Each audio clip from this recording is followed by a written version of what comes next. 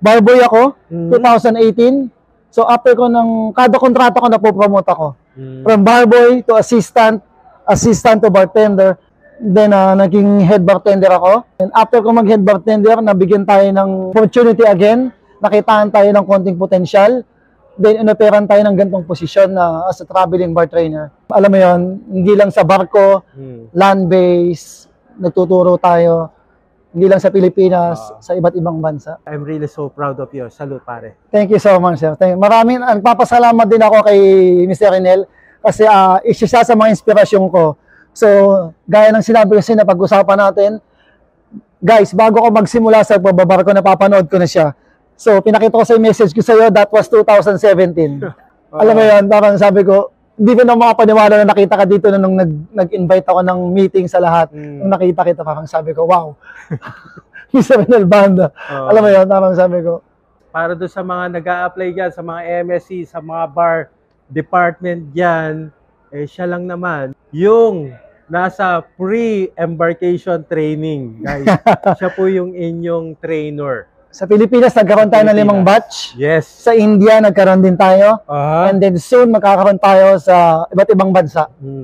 Pre-embarkation training dito sa MSC Cruises. Yes, sir. Ganito kasi yan, sir. So, sa Pilipinas, ang MSC ngayon, meron na tayong pre-embarkation training. So, which is all pre.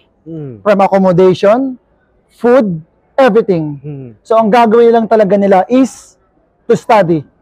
So, ang ginagawa ko po kasi is ganito. Lahat ng tinuturo ko sa kanila sa land base is realidad on board. Okay. Lahat ng meron ako ng tools na galing on board, it means ito talaga yung dadat na nila. Tinuturo ko sila paano mag-handle ng pressure. But the most important thing is the product knowledge. Kasi on board tayo, pag on board tayo, napakalaking bagay na alam natin yung ano yung ginagawa natin. So, pagsampa ng mga first contract, bago sa company, pagsampa nila, at least alam nila kung ano na yung gagawin nila. Kasi nagkaroon na sila ng training sa akin. So, medyo mahigpit nga lang tayo when it comes to training, sir. Kasi kailangan natin na up to standard of the company yung ginagawa nila. Hindi dahil gusto ko to, kasi dahil to para sa kanila din. Para sa atin na at least maging proud tayo na pagsampa sa barko, though your first contract, at least alam mo kung ano yung ginagawa mo. Pero alam mo, natutuwa ako sa'yo because you have a gift. Thank you, gift sir. ka ngayon to promote somebody. Yes, kasi totoo yan, sir. Kasi anong nangyayari kasi, pinifilter din natin sila sa Pilipinas pa lang. Yes. So, may mga tao, may mga crew member tayo na nag-i-start sila sa training school o sa barboy. Yeah, So, bakit hindi natin sila bigyan ng chance para doon pa lang mag-grow na sila? Kasi doon pa lang sa training school, makikita mo na yung performance sila na pwede naman pala nila makuha yung as assistant bartender. So, pwede naman pala sila maging bar waiter. Alam mo yan? So, hindi naman tayo madamot sa ganyan. Basta makitaan natin ng potential. Alam mo yan? Why not? Alam mo na, nababalitaan natin na nagtatanggal ka rin. Yes, sir. Nag-demote ka rin. Yes, sir. Yes, sir. One of the reason is, ano ba yung mga reasons kung bakit mo sila natatanggal? Ganito kasi yan, sir. Gaya ng sinabi mo nga, walang personalan. Yes, of course. Kasi, ang company nag-i-spend sila ng money. Not only to me, accommodation, food, and then nag-rent lang sila sa school. Yes, of course. So, kailangan natin seryosohin. So, the point is, kailangan, may matutunan talaga kayo, kailangan lahat ng ginagawa niyo is up to the standard.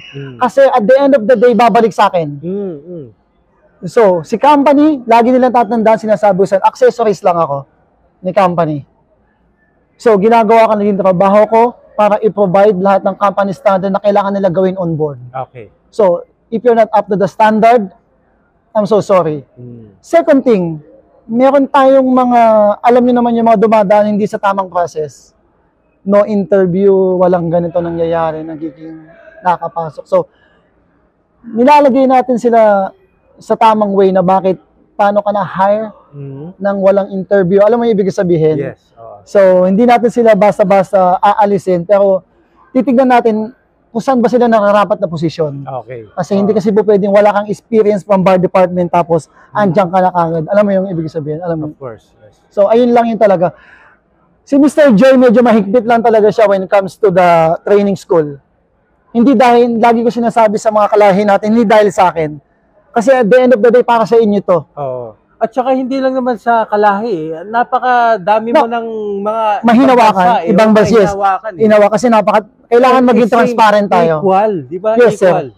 Transparent ako Oo. pagdating naman sa mga ganyang bagay. Yes, yes, yes. Kasi napaka-importante nun, hindi dahil magkalahi tayo, lahat ng pabor ko nasa iyo. Oo. Transparent naman ako pagdating sa mga gantong bagay. Well-trained naman ako ng mga naging boss ko bago ko makuha tong posisyon na to.